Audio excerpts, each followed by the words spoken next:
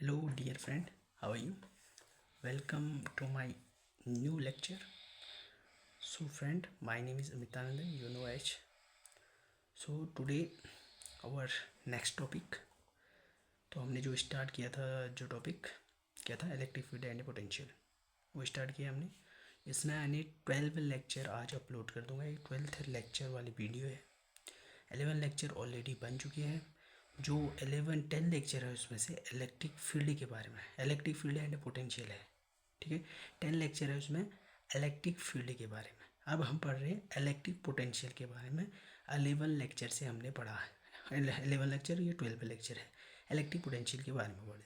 इसमें भी कुछ कुछ कंसेप्ट इलेक्ट्रिक फील्ड की तरह लगेंगे, लेकिन सम कंसेप्ट जो होंगे थोड़े डिफरेंट होंगे. ठीक है, तो आप यदि मेरे चैनल से पढ़ रहे हो फिजिक्स से, तो यहाँ पर आपको फुल कंटेंट मिलेगा और पूरी जानकारी मिलेगी.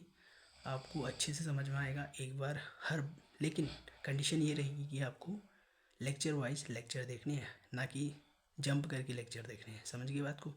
अगर आप जंप करके देखते हो तो वो वैल्यूबल नहीं होगा. ठीक है, अगर वैल्यूबल चाहिए तो आप इसमें कंसेप्ट पूरा होगा डिक टू डिक. जैसे मेरे को समझाया गया मैं वैसे समझा रहा हूँ.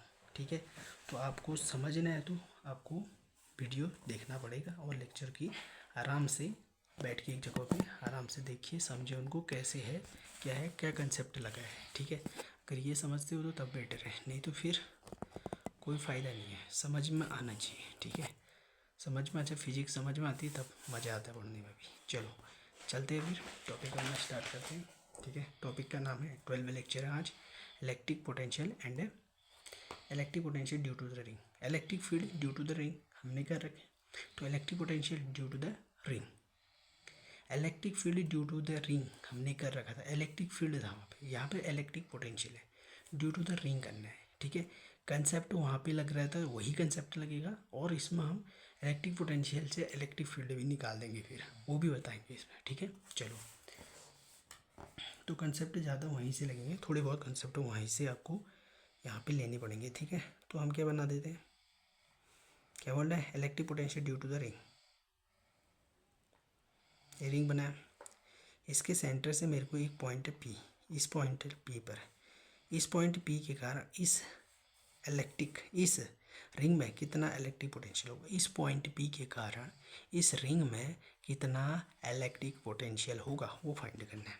तो क्या करते थे वहाँ पे, ये करते थे. ठीक है, ये तो करते थे. क्या करते थे, यहाँ से यहाँ पे एक छोटा एलिमेंट कंसीडर कर लेते थे जिसका नाम डीएल कह देते थे, कहते थे ना. और इस डीएल से यहाँ तक की जो डिस्टेंस को हम आर कह देते हैं. ये तो कंसेप्ट था वहाँ पर भी, सो सेम टू सेम यही कंसेप्ट है. ये डिस्टेंस जेड है तो ये डिस्टेंस आर हो जाएगी. बस ये कंसेप्ट है, सेम टू सेम वही कंसेप्ट है. कुछ चेंजेस होंगे, आंसर थोड़ा अलग आ सकते हैं. ठीक है, तो वही है कंसेप्ट, थोड़े वहीं से लगेंगे, डिक टू नहीं लगेंगे, डिक टू डिक नहीं लगेंगे. मतलब मिनिमम मैक्सिमम कंसेप्ट लगेंगे. 50% से अब कंसेप्ट वहीं से यूज होंगे इलेक्ट्रिक फील्ड से. ठीक है, तो यहाँ पर देखेंगे पोटेंशियल का फॉर्मूला मैंने बता रखा था आपको. ठीक है, बता रखा था. एक बार यहाँ पे और बता दूँ तो डी वी इक्वल टू कितना होता है, डी वी इक्वल टू कितना होता है 1/4πε0 इंटू क्यू अपॉन आर. ठीक है, ये होता है इलेक्ट्रिक पोटेंशियल का आपका फॉर्मूला. ठीक है, ये ठीक है. लिखिए लेट क्यू, अब यहाँ पे लिखो let charge equal to Q. Let charge कितना हो गया, क्यू हो गया. और लिख लो RADIUS, रेडियस कितनी है, आर होगी. ठीक है, चार्ज क्यों हो गया, रेडियस आर होगी. ठीक है, अब देखिए, अब इसमें चार्ज डेंसिटी कौन लगेगी बताओ. अगर चार्ज डेंसिटी की बात करें, इसमें चार्ज डेंसिटी कौन लगेगी. क्लियर है, आपने जब अगर पिछली वीडियो देख रखी है, पीछे देख रखी है इलेक्ट्रिक फील्ड में, उसमें चार्ज डेंसिटी कौन सी लग रही थी, लीनियर चार्ज डेंसिटी. देखो रोड था ना, रोड को हमने उसमें रोड में कौन सी चार्ज डेंसिटी थी, पेन से समझाया था मैंने वहाँ पे. रोड में क्या चार्ज डेंसिटी थी, लीनियर चार्ज डेंसिटी थी. अब रोड को मोड़ के सर्कल बना दिया, तो सर्कल में भी कौन सी होगी, लीनियर चार्ज डेंसिटी होगी. अब लीनियर चार्ज डेंसिटी का मैं फॉर्मूला नहीं बताऊंगा, क्योंकि मैंने हर वीडियो में, बहुत वीडियो में लीनियर चार्ज डेंसिटी का फॉर्मूला बताया, जिसे डिनोट करते हैं लैम्डा से. ठीक है, तो लैम्डा इक्वल टू क्या होता है, चार्ज अपॉन एरिया होता है, बता भी दिया. लो, लैम्डा इक्वल टू होता है चार्ज अपॉन लेंथ. ठीक है, चार्ज है क्यू, लेंथ है DL, फिलहाल तो लेंथ डी एल ही है। तो देखो लेमडा इक्वल टू मैंने क्या लिखा, क्यू अपॉन क्या लिख दूँ, 2πr कर दूँ, कोई दिक्कत तो नहीं, 2πr कर दूँ, कोई दिक्कत नहीं, होनी भी नहीं चाहिए।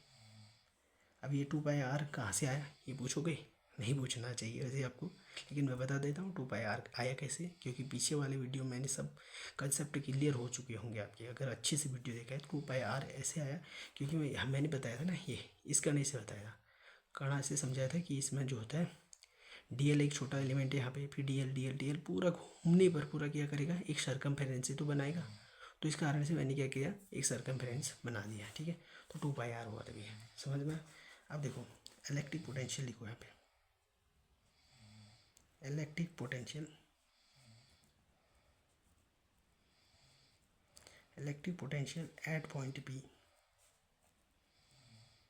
Eight point P due to dl element, due to dl भी लिख सकते हैं। ठीक है, इन विच, यहाँ पे इन विच करके भी लिख सकते हो, इन विच dx is the thickness, dx क्या है, थिकनेस है, एंड इन विच की लिखने की ज़रूरत नहीं है, अगर लिखना चाहो तो ठीक है, लेकिन कुछ नहीं और ज़रूरत कुछ है ही नहीं हमें। dl क्या लेंथ है और dx क्या है, थिकनेस है, बस और ज़्यादा कुछ थोड़ी है, dl थिकनेस है। ठीक है ना, dl जो थिकनेस जो बोल रहा हूँ लेंथ है। ठीक है, dl। ठीक है, तो आप क्या करेंगे, फॉर्मूला बताया आपको क्या होता है, dv इक्वल टू कितना होता है, 1/4π(x0) इंटू क्या होता है, q/r होता है। तो इसमें चार्ज में क्या कहूँ, ये छोटे से इसमें चार्ज को मैं कर देता हूँ dq है। अब देखो, अब मेरे को dq की वैल्यू चाहिए और r की वैल्यू चाहिए, अब मेरे को चाहिए dq की वैल्यू और r की वैल्यू चाहिए। अब मिलेगा कैसे, देखो सिंपल है, तो लेमडा इक्वल टू कितना होता है, q/, ठीक है, q/, क्या होता है, लेमडा इक्वल टू कितना होता है, q/, length, charge upon length होता है ना, चार्ज कितना है dq है, लेंथ कितना हो गया, लेंथ dl है। ठीक है ना, यहाँ पे अलग बात है ना, यहाँ पे चार्ज पूरे रिंग की बात कर रहे हैं, तब चार्ज और लेंथ है, लेंथ भी पूरे रिंग की होगी 12।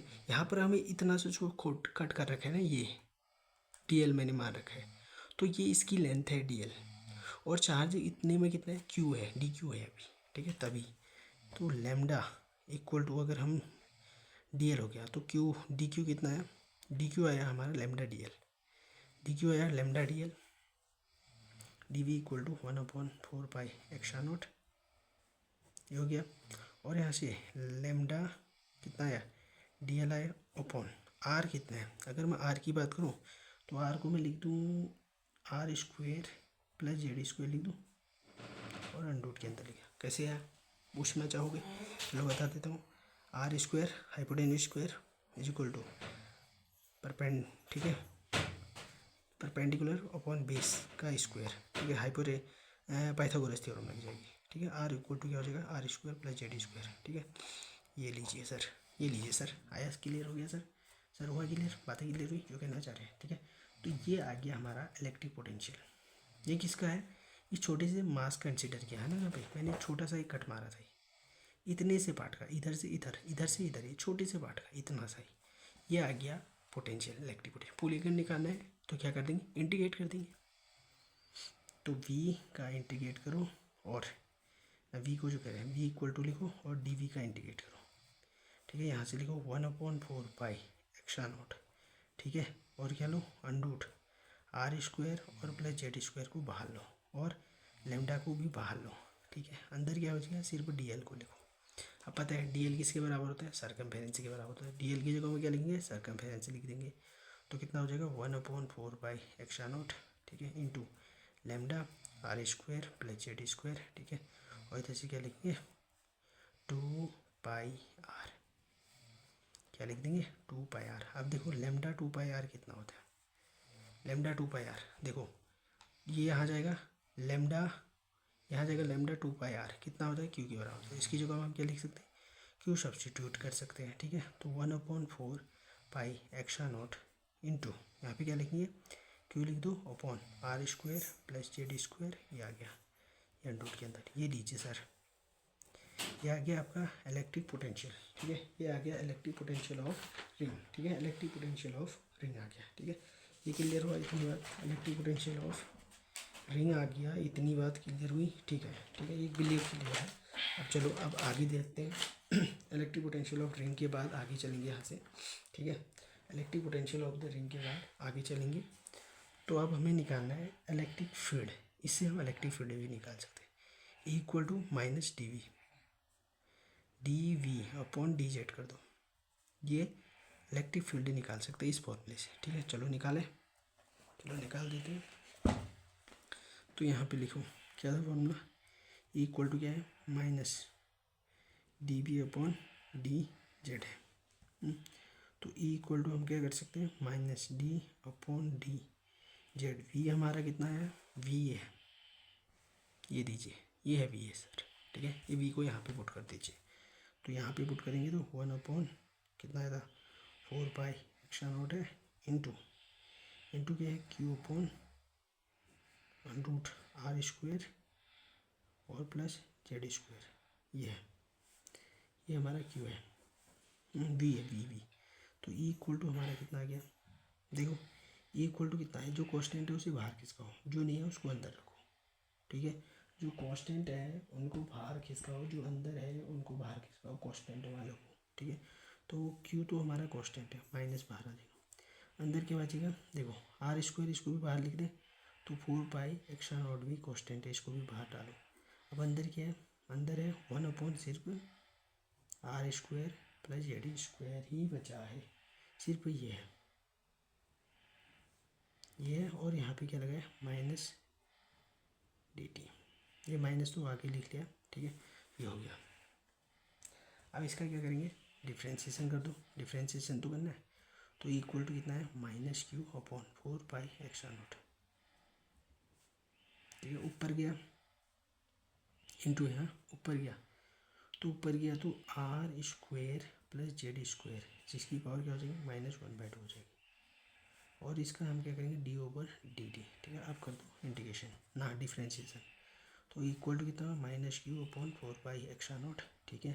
तो इक्वल टू डी, इंटीग्रेशन करोगे तो ये N X N minus 1 formula होता है, एन एक्स एन माइनस 1, ठीक है, -1/2, -1/2 ये आ गया, -1/2 ये आ गया। और क्या बचा, R square plus Z square, जिसकी पावर क्या हो जाएगी, -3/2 होगी ना, देखो -1/2 और +1 करेंगे, माइनस क्या होता है, एन एक्स एन माइनस 1 होता है ना फॉर्मूला, ठीक है। तो एन तो हुआ -1/2, एक्स तो एक्स है, ठीक है। एन क्या था, एन कितना था, -1/2 है, और क्या है, -1 हो गया। तो हम क्या करेंगे, -1/2 एक्स और कम 2 और -3/2, तो ये आ जाएगा हमारा -3/2। और यहाँ से ये 2z, ठीक है, क्या होगा, 2z होगा ना डिफ्रेंशिएशन, 2z हो जाएगा, जेड से जेड हो जाएगा, जेड से जो बोल रहा हूँ, 2 से ए 2 कैंसिल हो जाएगा। तो ई इक्वल टू हमारा आ गया माइनस क्यू, और ये माइनस क्यू आ गया है तो प्लस हो गया यहाँ से, तो 4 एक्स्ट्रा नॉट ये आ गया। और यहाँ पे हमारे पास आया R square plus Z square, ठीक है, और -3/2। और ये जो जेड है इसको आगे लिख लेते हैं। इतनी बातें क्लियर हुई नहीं हुई, बताओ, क्लियर हो जानी चाहिए, ठीक है। तो ई इक्वल टू हम कह सकते हैं, ई इक्वल टू हम कह सकते हैं Q upon 4 pi extra naught, ठीक है, इंटू जेड आया नीचे आएगा तो कितना होगा, R square plus Z square होगा, R square plus Z square होगा, ठीक है। और इसकी पावर क्या है, 3/2 है। खत्म सवाल। तो ई इक्वल टू आ गया हमारा कितना है, इक्वल टू आया Q upon 4 pi extra naught, ठीक है, into Z upon R square plus Z square, ठीक है, इसकी पावर 3/2। लीजिए सर, इलेक्ट्रिक पोटेंशियल की हेल्प से इलेक्ट्रिक पोटेंशियल निकाला, इलेक्ट्रिक पोटेंशियल से ही हमने क्या निकाल लिया, इलेक्ट्रिक फील्ड भी निकाल लिया, ठीक है। ये देखिए, ये हुआ, यहाँ पे लेक्चर आप करते हैं एंड मिलते हैं अगले वीडियो में, अगले लेक्चर में। तब तक का बने रहिए इस चैनल से, और लाइक करें, शेयर करें, कमेंट करें, और ज़्यादा से ज़्यादा फ्रेंड सर्कल में शेयर करें, तभी जाके कुछ बेनिफिशियल होगा औरों के लिए भी। चाहे ग्रुप में कर सकते हो आप, शेयर करो, क्योंकि इससे क्या होगा, बेनिफिशियल होगा, आपको हेल्प मिल रही है और औरों को भी तो हेल्प मिल जाए तो अच्छा होगा, ठीक है। तो अगले लेक्चर में करते हैं इस पॉइंट को, ठीक है। अगले लेक्चर में ये रहेगा electric potential due to the charge ring. ठीक है, charge electric potential due to the charge ring तो कर लिया, अब डिस्क रहेगा यहाँ पे। ठीक है, उसके बारे में कहेंगे डिस्क। थैंक यू, मिलते हैं अगले वीडियो में, बाय बाय।